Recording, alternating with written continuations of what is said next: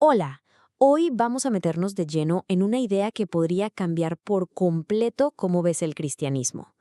Todo esto está basado en un manual de discipulado de Rodrigo Vidal Mendoza que presenta el Evangelio de una forma, bueno, que para muchos es bastante revolucionaria. ¿Listos? Vamos a darle. Ok, de entrada te lanzo esta pregunta.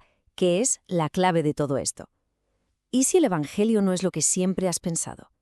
¿Qué tal si es algo muchísimo más grande que solo un plan para salvar tu alma?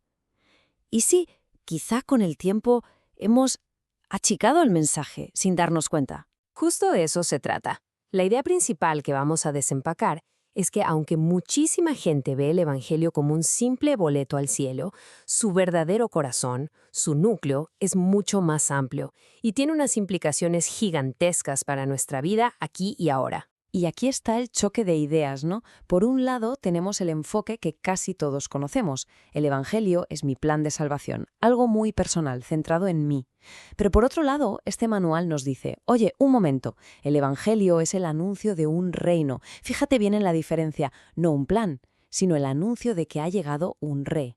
¿Entender esto? Uf, de verdad que lo cambia todo. A ver, entonces, si no se trata principalmente de un plan de escape para cuando nos muramos, ¿de qué se trata? Pues según este enfoque, el Evangelio es, antes que nada, una proclamación, un anuncio oficial con bombos y platillos como los que hacían los heraldos de los reyes. Y lo más interesante es que la misma palabra nos da la pista. Evangelio viene de la palabra griega evangelion. Y tienes que saber esto. En el mundo antiguo, esa no era una palabra de iglesia, para nada. Era un término político. Era la buena noticia, el última hora, que anunciaba que un rey había ganado una batalla o que el nuevo emperador había subido al trono. Así que la buena noticia original no era vas a ir al cielo. Era, atención todos, hay un rey, y su nombre es Jesús. Para que no se los olvide de qué va este anuncio del rey, el manual usa un acrónimo súper fácil de recordar. CORE. Son 5 puntos clave que forman el mensaje completo. Vamos a verlos uno por uno. Empezamos con la C de Cristo. Y ojo aquí, porque esto es fundamental. Cristo no es el apellido de Jesús, ¿ok? Es su título. Viene del griego Christos y significa el ungido, o sea, el rey. Es el equivalente exacto de Mesías en hebreo. Así que cuando decimos Jesucristo, estamos haciendo una declaración política y espiritual potentísima. Jesús es el rey, el soberano legítimo. Luego, la O es de obituario. Esto habla, claro, de su muerte y de que fue sepultado. Y no fue algo simbólico, ¿eh? Fue un hecho histórico, súper real, y su tumba lo confirmó. Pero tiene una segunda capa importantísima. Su muerte es también la nuestra. Es el obituario de nuestro viejo yo. Como si dijéramos, aquí yace quien yo era antes, porque espiritualmente fuimos crucificados con él. Después viene la R de resurrección. Piensa en esto. Si matan a un rey, su reinado se acaba ahí, ¿cierto? Pero Jesús resucitó. Esa es la prueba de fuego. Es la demostración de que tiene poder sobre la muerte misma. Es como el sello de autenticidad que confirma que Él es de verdad el Rey eterno. Y es gracias a esa victoria que nosotros podemos ser declarados justos. La E es por escrituras, y esto es vital. Nada de esto fue un accidente ni un plan B de Dios porque las cosas salieron mal. El manual insiste en que todo pasó conforme a las escrituras. Es decir, toda la historia del Antiguo Testamento venía apuntando a este preciso momento. No fue improvisado, estaba profetizado y prometido. Y por último, la A de ascendido. Esta es la parte que a veces se nos olvida, pero es como la coronación del rey. La ascensión no es que Jesús simplemente se fue flotando al cielo y adiós. No, no, no. Es su entronización.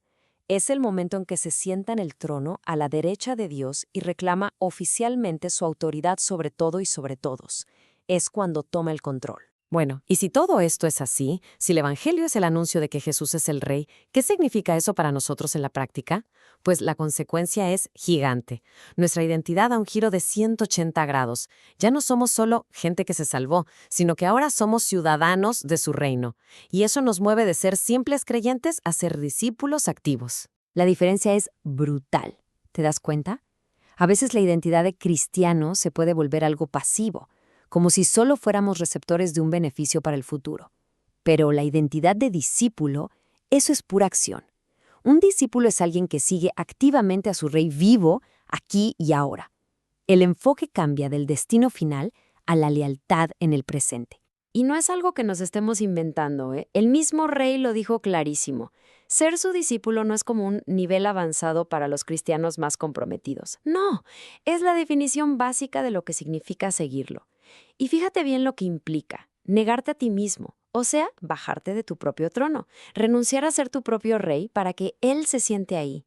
Ok, todo esto suena muy bien, muy potente, pero la pregunta del millón es, ¿cómo ocurre esa transformación tan radical? Porque está claro que no se trata solo de echarle ganas y portarse mejor. El mecanismo que propone el manual es mucho, mucho más profundo y sobrenatural. Y aquí viene una de las frases más impactantes de todo el manual, así que prepárate. Dios no mejora al pecador, lo crucifica con Cristo. ¡Wow!